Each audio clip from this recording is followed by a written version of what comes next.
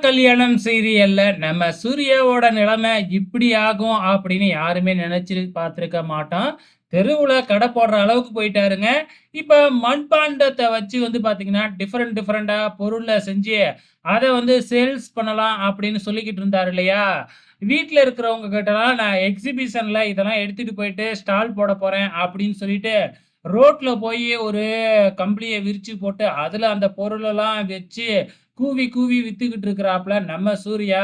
So அங்கேயும் ஒரு சிலர் பார்த்தீங்கன்னா, "நல்லா இருக்கே டிசைன்" அப்படின்னு சொல்லிட்டு அந்த மண்பாண்ட பொருட்களெல்லாம் வாங்கிக்கிட்டு காசெல்லாம் குடுக்குறாங்க. அத வாங்கி நம்ம சூர்யா சந்தோஷப்படுறாரு.